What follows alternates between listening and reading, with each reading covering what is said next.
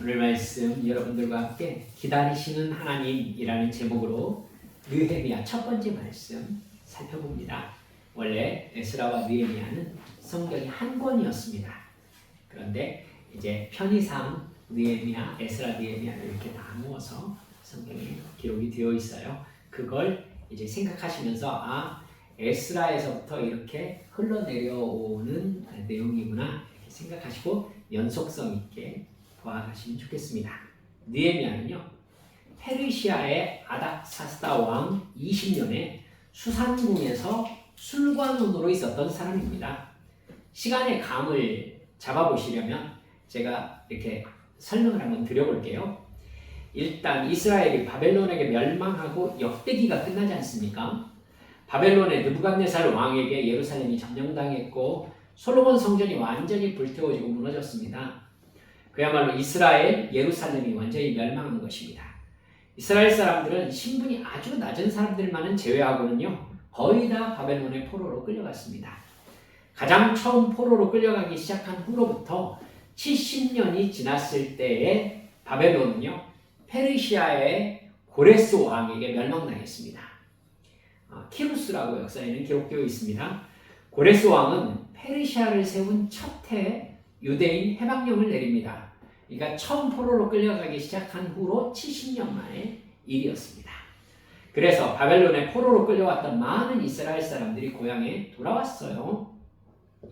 가장 처음에 돌아온 사람들은 여러분 우리들이 배웠듯이 BC 538년 고레스 왕 때 수룹바벨 총독의 인도로 돌아오게 됩니다. 이 사람들의 목적이 성전을 세우는 것이었죠.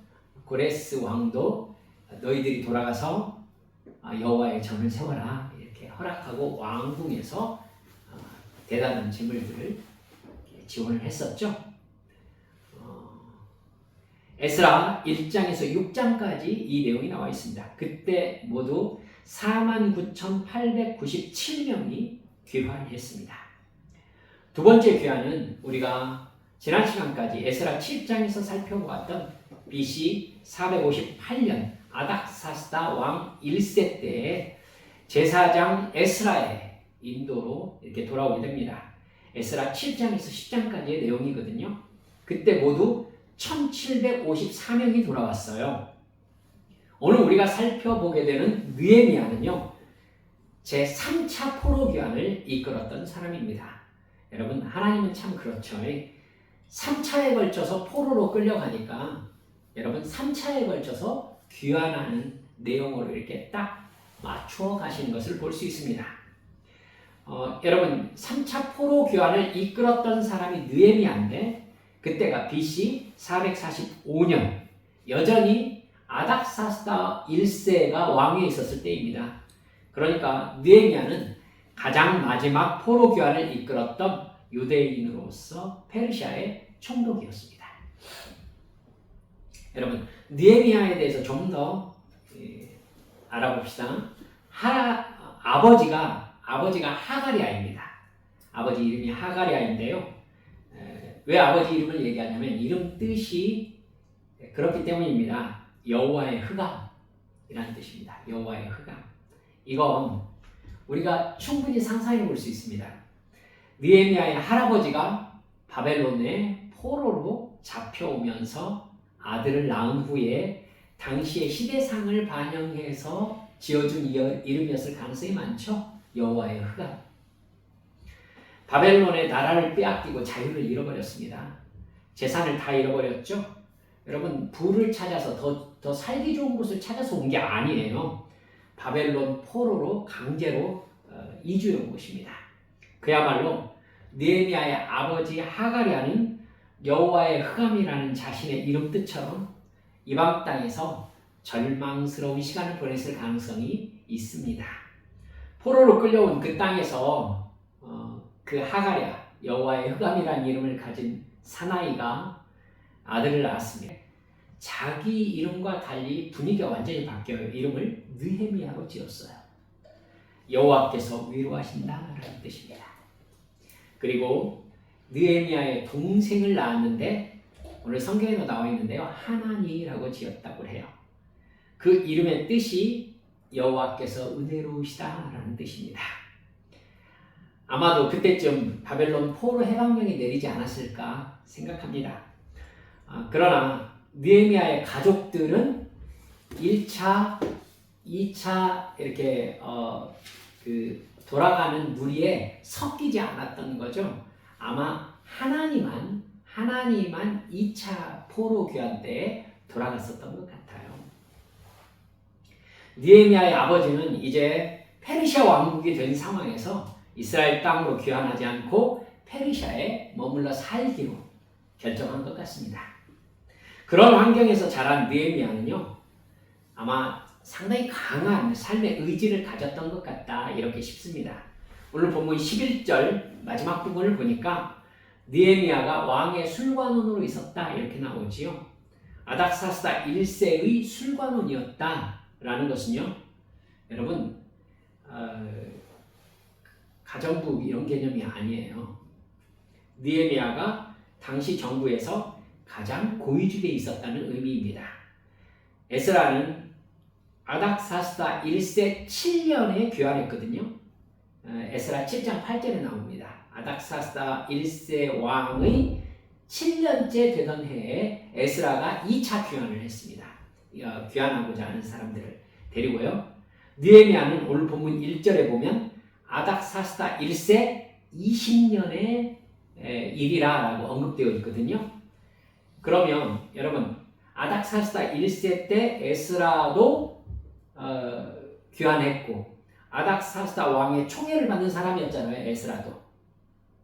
그러면 느헤미야가 궁궐에 혹시 있었다면 에스라와 느헤미야는 13년 정도의 선후배 관계로서 서로 이렇게 직접 맞부딪히는 못했을지도 모르지만은 이름 정도는 알고 지내는 왕궁 안에 있는 유대인으로서 고위직에 있는 사람이니까 아마 알고 있는 사람이었을 가능성이 높아 보입니다. 느헤미야의 근무처가요 수상궁입니다. 수상궁. 페르시아 왕과 함께 있었던 것이죠. 지금으로 말하면요, 술 맡은 관원장이면은 대통령 비서실장과 비슷한 업무가 있었던 사람입니다. 술관원은 왕의 최측근 비서관이에요. 당시에는 왕권을 둘러싸고 늘 암투가 있었기 때문에 왕을 암살하고자 작정한 사람은요, 늘 왕의 술관원을 내수했습니다. 여러분, 그러니까 왕의 술관원은 왕을 독살할 수 있는 가장 가까운 사람이었던 것이죠. 이 사실을 아닥사스다가 알았을까요? 몰랐을까요? 너무 잘 알고 있는 사람인 거죠. 여러분, 그러니까 왕은 자기의 술관원을 자기가 가장 믿을 수 있는 사람을 택하는 겁니다. 잘못하면 나를 죽일 수 있는 사람이니까요. 함께 술을 마신다는 것은요, 공적인 관계뿐만 아니라 사적인 관계도 아주 잘 알고 있는 사람일 가능성이 높습니다. 그러니까 느헤미야는 아닥사스다 왕이 가장 신임하는 사람이었을 가능성이 높습니다. 그러니까 에스라, 느헤미야 모두 아닥사스다 1세와 연관이 있는데 에스라 역시 자기가 왕에게 구하는 모든 것을 받는 사람이었다고 성경에 나오잖아요. 에스라도 굉장히 신임을 받는 사람이었고 느헤미야 역시 술 맡은 관원장으로서 굉장한 신임을 받고 있는 사람이었습니다. 그럼 어떻게 이런 신분에 올라갈 수 있었을까요? 예나 지금이나 신분 상승의 방법은 세 가지로 말씀드릴 수 있죠.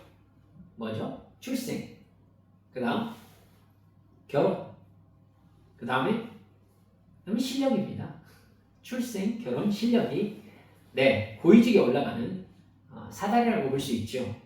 지금도 그렇지만 고대에는 출생이 신분을 보장하는 가장 강력한 기준이었습니다. 왕가의 아들로 태어나면 왕손인과도 똑같은 얘기지요. 두 번째 신분 상승의 지름길은 결혼입니다. 결혼. 영향력 있는 집안과 결혼하면 신분 상승의 덕을 보는 것, 여러분 고대로 갈수록 더 당연해지지 않습니까? 근데 느헤미야가 출생한 것은 출생이라고 볼 수 없죠. 여러분 출세의 비결이 느헤미야는 포로잖아요. 그렇게나 포로의 후손이니까 여러분 출생은 그의 아마 출세의 사다리가 되어주지 못했을 겁니다. 결혼일까요? 결혼도 아니겠죠. 아마도 성경을 기록할 만큼 신앙이 철저한 유대인이기 때문에 이방인과 결혼을 하지 않았을 것으로 보입니다. 결혼을 통해 신분 상승이 되었다고 볼 수 없는 것이죠. 그러면 뭐밖에 안 남았습니까? 실력밖에 없죠. 느헤미야는 왕에게 발탁될 수 있을 만큼 실력을 인정받는 사람이었던 겁니다.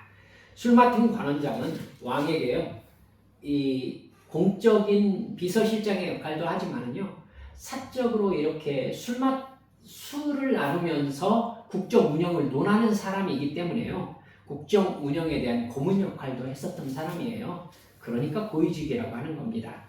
왕에게 청탁을 넣고자 하는 사람들이 술 맡은 관원장을 통해서 청탁을 넣는 일이 상당히 많았습니다. 중국어로 말할 것 같으면요, 황관장인 거예요. 그러니까 굉장히 높은 지위에 있는 사람이라고 볼 수 있는 겁니다. 그러니까 여러분, 인격이 경박하다거나 이를테면 평이 좋지 않은 사람은요, 절대 그 자리에 오를 수가 없습니다. 그러니까 느헤미야는 상당한 지식과 인격과 실력을 가지고 있었다고 짐작할 수 있는 그런 사람인 겁니다. 왕을 매일 대면할 수 있습니다. 안정된 직장이지요.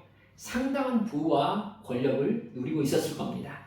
남부럽지 않은 명예도 있지요. 정말 포로의 후손 중에서 이런 고위직이라면 정말 개천에서 용났다라고 말할 수 있을 만한 출세가 아닐 수 없습니다. 예를 들면 미국에 이민을 갔는데 백악관에서 대통령 비서실장이 된 거하고 비슷한 거예요. 그래서 그는 1차 귀환과 2차 귀환 때에 느헤미야는 예루살렘에 돌아올 수 없었던 거예요. 예. 그런데 여러분, 동생 하나니가 에스라를 따라서 2차 귀환 때 할아버지의 고향 예루살렘으로 돌아갔던 겁니다. 근데 어느 날 이 돌아갔던 동생 하나니가 몇 사람과 함께 느헤미야에게 돌아왔어요. 동생은 좋지 않은 소식을 전해주어요. 3절 한번 보세요. 1장 3절을 보면 그들이 내게 이르되 사로잡힘을 면하고 남아있는 자들이 그 지방 거기에서 큰 환난을 당하고 능욕을 받으며 예루살렘 성은 허물어지고 성문들은 불탔다 하는지라, 이렇게 되어 있죠. 1차 귀환한 수룹바벨이 여러분 성전 건축을 진행했잖아요. 그러면서요, 여러분 성전 건축뿐만 아니라 성벽 복구를 시도했어요. 여러분 이게 에스라 1장에서부터 4장 사이에 이렇게 나와 있거든요. 여러분 기억하실 거예요.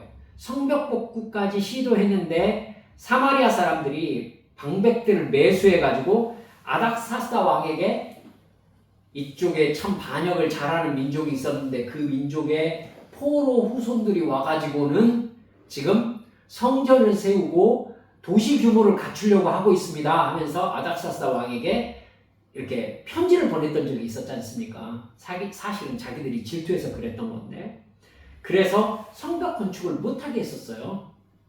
이 이야기가 에스라 4장에 기록되어 있거든요. 아닥사스다 왕은 그때 당시 예루살렘 성전과 성벽 건축을 중지시켰어요. 역사를 조사해 보니까 정말 그렇더라는 것이죠.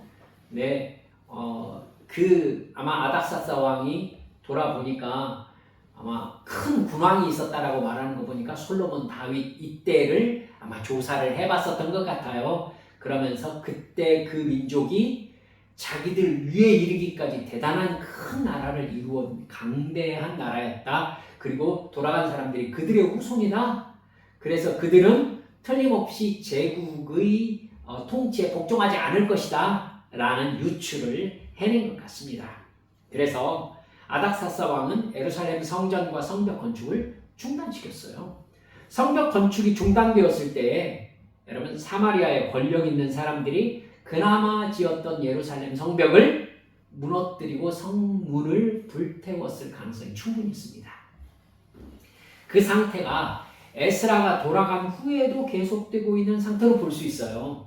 여러분 돌아간 그 포로 후 공동체가 상당한 기간 동안 무려 10년 정도가 14년이었던가요? 성전 건축이 중단되었다가 다시 건축되지 않습니까?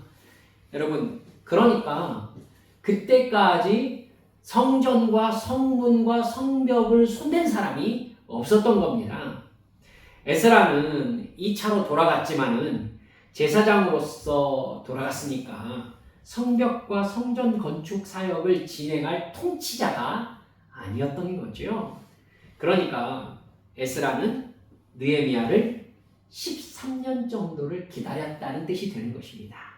13년 정도를. 또한 에스라와 느헤미야서의 12년 정도의 시간적 공백 상태였을 때를 보면 성벽 재건 시도가 있었지만 그때마다 성벽 건축과 성문을 세우는 사역이 아마도 방해를 받았을 가능성이 충분히 있어 보입니다. 즉 1차, 2차 귀환 포로들의 생활이 아주 어려운 상태였고 성벽은 무너진 상태가 되어 있으며 성문은 불탄 상태로 유지되고 있다고 하나니가 형 느헤미야에게 전해주었던 겁니다. 그러니까 우리가 이 말씀을 통해서 짐작할 수 있는 예루살렘의 상황은 성전은 세워졌어요. 근데 성문도 제대로 정비가 안 됐고 성벽도 허물어진 상태에서 아직 손대지 못하고 있는 이런 상태였다. 이렇게 보고를 한 겁니다. 여러분, 에스라는 그러니까 성전 건축된 성전의 상태에서 성전 제도를 세우려고 돌아갔던 사람이었고, 여러분 말씀대로 율법에 순종하게 하려고 회개운동을 이끌었었죠.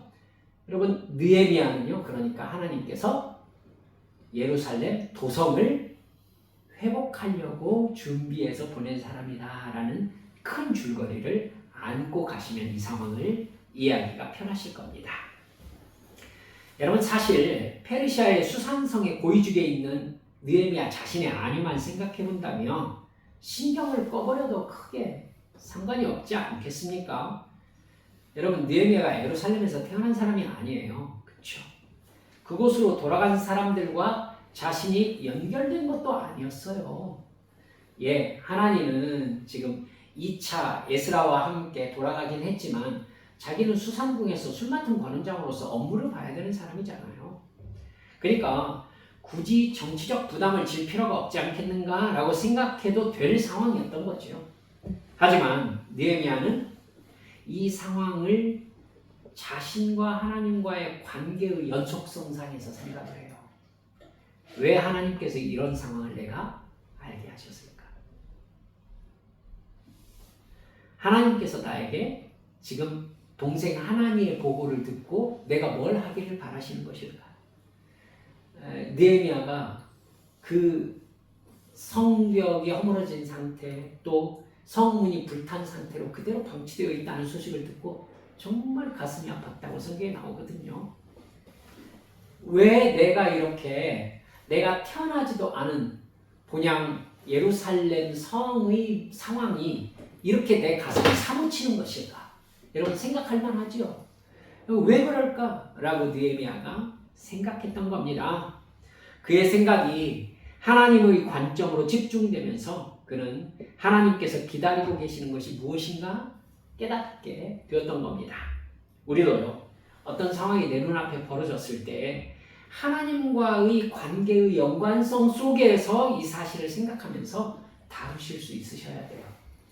여러분, 가정에서 자녀의 문제 혹은 사업에서 또는 직장에서 여타의 문제, 또 누군가와의 친분의 관계에서 문제가 생겼을 때요, 여러분 우리는 하나님의 자녀이기 때문에 그렇게 생각해야 되는 건데, 하나님께서 지금 나에게 뭘 하라고 이 상황이 나에게 일어나는 것일까? 라고 먼저 생각하실 수 있으셔야 성령님께서 먼저 얘기를 하십니다. 우리가 상황 안으로 훅 들어가 버리면요, 상황을 바탕으로 하나님께 물어보게 돼요. 그러니까 상황 안으로 훅 들어가 버리기 전에 상황이 파악이 되면 하나님하고 하나님을 바로 알아봐야 돼요. 그래서 하나님의 관점으로 상황 안으로 깊어져야 되는 거죠. 여러분 아시겠죠? 꼭 그러셔야 돼요. 상황 안으로 너무 깊이 들어가가지고 하나님의 음성이 들리지 않을 만큼 상황 속에 함몰되어 버리면은 하나님이 말씀하셔도 상황을 바탕으로 해가지고 할 것인가 말 것인가를 우리가 생각하게 됩니다. 그러니까 어떤 상황이 발생하면 우리는 이 상황이 깊어지기 전에 하나님, 제가 어떤 각도로 이 상황에 접근해야 되죠? 하나님, 이 상황에서 제가 뭘 하기를 바라시고 제 눈앞에 이 일이 벌어지게 하셨어요? 라고 먼저 하나님께 여쭤보는 이 상황이 우리가 이렇게 습관이 돼야 돼요. 하나님이 뭐라고 하지 않으실 수도 있습니다. 하지만 우리의 관점이 하나님을 바라보고 있기 때문에요. 우리가 하나님의 음성을 듣는 준비 상태로 상황 안에 들어가게 되는 것이죠. 아시겠죠? 그러면 하나님께서 하나님의 때에 우리에게 말씀해 주시리라라고 우리가 믿을 수 있는 거예요. 알겠죠? 이 믿음을 가지고서 상황 안으로 들어가셔야지. 여러분, 그냥 상황 안으로 그냥 속절없이 훅 깊어져 버리면은 그 다음에 하나님께서 하시는 말씀을 아니 어떻게 하라고 그렇게 말씀하세요? 라고 우리가 상황 편에 서서 하나님을 바라보게 되는 이런 상황이 벌어질 수 있어요. 그러니까 우리가 상황을 바라볼 때 상황에 함몰되어서 바라보는 게 아니라 하나님 편에 서서 상황을 바라볼 수 있을 만큼의 영적인 시각이 확보되어야 한다라는 것 꼭 잊지 말아주시기 바랍니다. 이래야 영적으로 깨어있는 사람이에요. 첫 번째요. 느헤미야는 하나님께서 회개를 기다리고 계신다는 사실을 정확하게 알아냅니다. 본문 6절을 보면요. 이렇게 나옵니다. 이제 종이 주의 종들인 이스라엘 자손을 위하여 주야로 기도하오며 우리 이스라엘 자손이 주께 범죄한 죄들을 자복합니다. 이러면서 회개하기 시작해요. 여러분 사실을 말한다면 이스라엘이 바벨론에게 멸망당해서 포로로 끌려온 사건이 느헤미야 탓입니까? 아니죠. 여러분 적어도 자신의 할아버지 세대의 잘못입니다. 자기가 뭘 잘못했죠? 그때는 자기가 세상에 있지도 않았어요. 잘못해서 바벨론에게 멸망당하게 했던 세대는 대부분 세상을 떠났습니다. 그러나 그들의 잘못은 세대를 넘어서 느헤미야 시대의 사람들에게 영향을 끼치고 있는 거죠. 느헤미야는요. 오늘 일어나는 상황은 오늘 지금 세대가 감당해야 된다라고 바로 지혜 있게 판단해냅니다. 그리고 가장 처음 이 일이 일어나게 된 그 선조들의 죄까지 되짚어서 느헤미야가 회개를 시작한 것입니다. 하나님께 용서를 비는 기도를 시작한 것이죠. 여러분 깨달으세요. 하나님을 하나님으로 인정하고 경외하는 가장 첫걸음이 무엇입니까? 따라서 합시다. 회개입니다. 그렇습니다. 하나님이 나의 삶의 하나님이시라고 내가 인정하고 있는 가장 첫 증거가 무엇이냐면은 내가 늘 죄를 가지고 하나님 앞에 회개하는 삶을 살고 있는 거야. 이게 내가 따르는 삶의 기준은 하나님께 있습니다라는 고백입니다. 내가 하나님의 자녀이기 때문에 나는 죄와 싸우며 내가 죄를 지었을 때에 하나님 앞에 이게 잘못되었습니다라고 내 입술로 고백하는 겁니다. 말씀드렸듯이 사람은 절대로 내 잘못이라고 얘기하는 건 정말 싫어합니다. 근데 예수 믿는 사람은 하나님께 늘 뭐라고 한다고요? 주님, 제가 잘못했습니다. 여러분, 이 회개가 여러분 안에, 우리 안에 늘 함께하기를 축원합니다. 이게 여러분 축복의 첫 기초예요. 우리 하나님은요, 죄를 용서하시는 하나님이시며 회개하지 않는 죄의 값을 천대까지 갚으신다라고 말씀하셨어요. 그러니까 회개가 하나님과 사랑의 관계를 맺는 가장 첫 걸음인 겁니다. 무엇이든지 하나님의 은혜를 받고자 하는 사람은 죄 문제부터 해결해야 됩니다. 죄 문제가 해결되어야 하나님께서 은혜를 베풀어 주십니다. 여러분, 다친 상처가 있다고 해보십시다. 가장 먼저 뭐부터 하죠? 소독부터 하잖아요. 소독부터 하죠. 회개입니다. 아시겠죠? 일단 유해세균을 모두 죽이는 소독을 하고 나서 새살이 나는 연고를 바르든지 밴드를 붙이든지 해야 치료가 될 거 아니겠어요? 여러분, 그러니까 회개가 소독이에요. 하나님 앞에 이 세대가 감당해야 될 바른 회개를 먼저 드려야 하나님께서 복의 조치를 취하신다는 것을 여러분 우리 또한 명심해야 합니다. 이렇게 회개하는 사람을 통해서 하나님은 그 시대에 구원의 뜻을 이루신다는 것을 잊지 마십시다. 우리도 오늘 나의 죄와 내 가족의 죄와 지역사회의 죄와 한국교회의 죄를 하나님께 회개하면서 이 시대를 새롭게 해주시기를 간구하는 하나님의 종들이 되시기를 주님의 이름으로 축원합니다. 둘째, 느헤미야는요, 하나님께서 하나님의 약속을 기억하기를 바라고 계신다는 사실을 깨달았어요. 성경에는요, 사랑의 하나님, 심판의 하나님, 축복의 하나님, 진노의 하나님 등 하나님의 성품을 참 많이 이야기하시거든요. 그런데 그 중에서 가장 중요한 하나님의 성품 중 하나가 바로 약속의 하나님이라는 사실입니다. 하나님은 반드시 약속을 지키십니다. 여러분, 왜 약속이 중요하냐면 하나님이 보이지 않기 때문에 그래요. 보이지 않고 만질 수 없기 때문에 하나님은 약속을 하시고 반드시 약속을 지키시는 것으로 당신을 드러내십니다. 그러니까 하나님과 우리와 맺은 약속은 굉장히 중요한 의미를 가지고 있어요. 출애굽기 2장 23절에서 25절 말씀을 보면 이렇게 나와 있어요. 여러 해 후에 애굽 왕은 죽었고 이스라엘 자손은 고된 노동으로 말미암아 탄식하며 부르짖으니 그 고된 노동으로 말미암아 부르짖는 소리가 하나님께 상달된지라 하나님이 그들의 고통 소리를 들으시고 하나님이 아브라함과 이삭과 야곱에게 세운 그의 언약을 기억하사 하나님이 이스라엘 자손을 돌보셨고 하나님이 그들을 기억하셨더라. 이스라엘 백성들이 이집트 땅에서 고생하면서 부르짖자 하나님께서 아브라함과 이삭과 야곱에게 하신 하나님의 약속을 기억하셨다는 겁니다. 하나님은 약속을 반드시 지키시는 하나님이십니다. 느헤미야는 이스라엘의 죄를 하나님께 회개하면서 하나님께 탄원을 올려드렸어요. 여러분, 우리가 읽은 9절 말씀 한번 보십시오.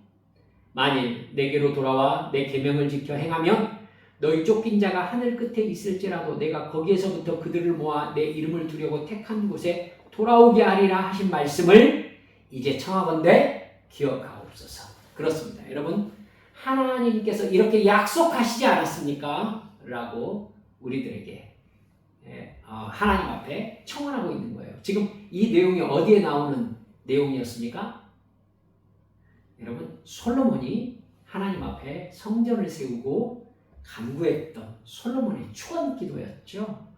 여러분, 우리가 죄를 짓고 하나님께서 우리를 이방 땅으로 옮기신 후에 그들이 그곳에서 이 성전을 바라보면서 회개하거든 하나님께서는 그 어느 곳에 끌려갔을지라도 그들을 이곳으로 돌아오게 하옵소서라고 솔로몬이 하나님께 탄원했었던 그 기도를 지금 느헤미야가 하나님께 말씀드리면서 주님 그때 그렇게 하시겠다고 약속하시지 않았습니까? 라고 하나님께 말씀드리고 있는 겁니다.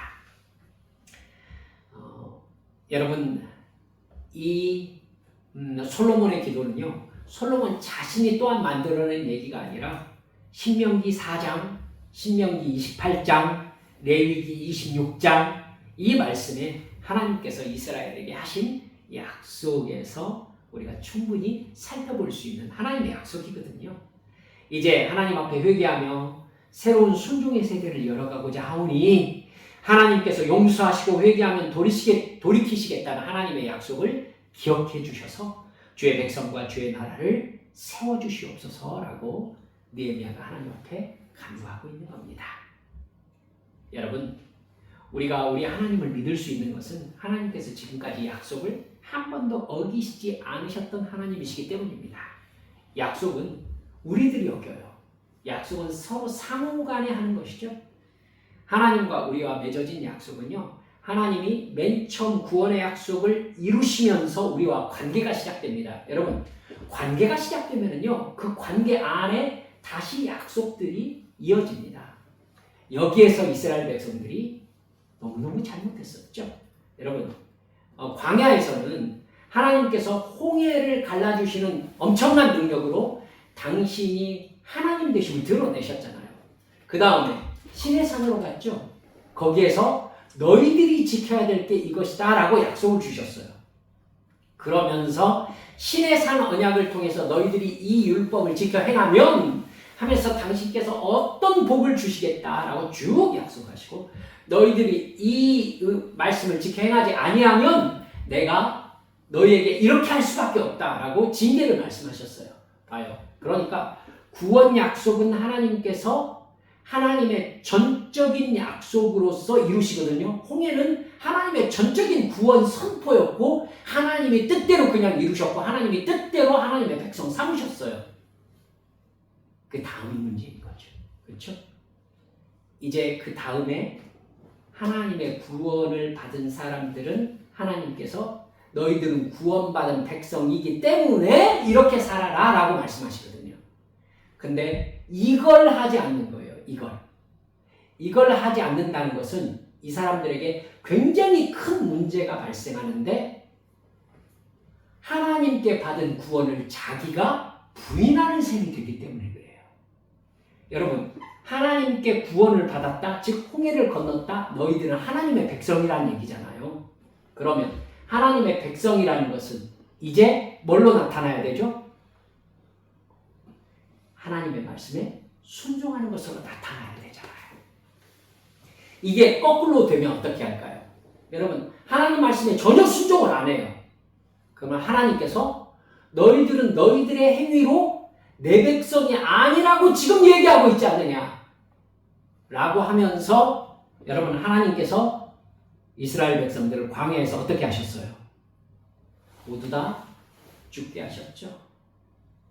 여러분 히브리서는 이것을 뭘로 해석하냐면 멸망으로 해석해요. 멸망으로. 어떤 목사님은 출애굽 1세대가 광야에서 구원받았습니다 라고 얘기하시는 분이 계십니다. 여러분 혹시 인터넷에 너무나 많은 설교가 돌아다니기 때문에 제가 이렇게 말씀을 드려봅니다. 깊이 생각하셔야 됩니다. 아시겠죠? 저는 출애굽 1세대가 구원받은 사람들이라고 생각하지 않는 목사입니다. 그들이 구원받았다면 히브리서에서 그들을 멸망당했다라고 표현하지 않았을 것입니다. 아시겠죠? 여러분 그렇기 때문에 우리들이 구원받은 증거는 우리들의 순종으로 증명되어야 합니다. 이게 약속인 거예요. 얘야 너는 하나님의 백성이기 때문에 약속하자. 이렇게 살아야 된다. 그러면 네가 하나님의 백성, 하나님의 자녀라는 것이 증명될 것이다. 그때 이스라엘 백성들이 시내산에서 뭐라고 했습니까? 그렇게 하겠습니다라고 여호와의 이름으로 맹세했어요. 그들이 맹세했어요. 맹세에는 뭐가 들어가 있습니까? 하나님과의 맹세에는 따라서 합시다. 피가 들어가 있어요. 피가 들어가 있다는 것은 뭐죠? 이 약속은 너와 나의 생명의 약속이다. 이 얘기예요. 그렇기 때문에 죄를 사하시기 위해서 예수님은 뭘 흘려야 했어요? 피를 흘려야 했어요. 죽어야 했다고요. 죽어야 했다고요. 여러분, 하나님과의 약속이 이런 겁니다. 그래서 여러분, 우리는 하나님의 말씀에 순종함으로 내가 하나님의 자녀임이 증명되어야 하나님의 자녀 안에서 영생을 받은 사람으로서 살아가는 것이라는 걸 절대 잊지 마시기 바랍니다.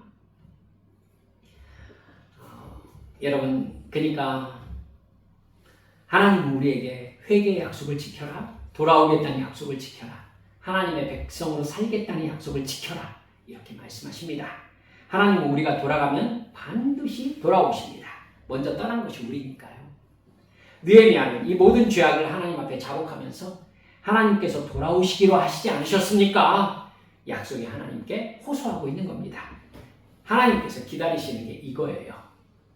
우리가 잘못되었을 때 회개하면 주님께서는 반드시 그 약속을 따라서 우리를 용서하시고 다시 하나님의 자녀답게 만들어주시는, 우리의 거룩과 정결을 회복시켜주시는 하나님이심을 믿으시기 바랍니다. 그 약속 따라서 다시 회개하고 순종할 때 반드시 복이 회복되어진다는 것 믿으시기 바랍니다. 약속하셨으니까요. 느헤미야는 앞으로 약속의 하나님께서 은혜 베푸시는 것을 이제 경험하게 됩니다.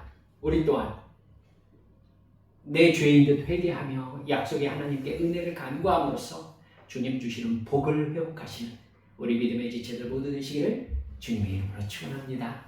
우리 함께 하나님 앞에 잠시 기도하십시다. 하나님의 복을 받는 사람들은요, 하나님의 마음을 참 잘 아는 것 같다라는 생각을 하게 됩니다. 느헤미야는 하나님으로부터 예루살렘의 상황을 듣고 나서요, 자기가 무엇을 해야 될 것인지 정확하게 알아요. 그리고 가장 먼저 하나님 앞에 엎드려 회개부터 시작합니다. 사랑하는 여러분들, 회개야말로 하나님을 하나님으로서 섬기는 가장 첫걸음이라는 걸 잊지 마십시다. 주님의 약속, 그 약속 따라 제가 주님 앞에 죄를 회개합니다. 하나님의 자녀로서의 복과 그 권세를 회복시켜 주시고 주의 복을 회복시켜 주소서. 주님 앞에 함께 느헤미야처럼 기도하십시다.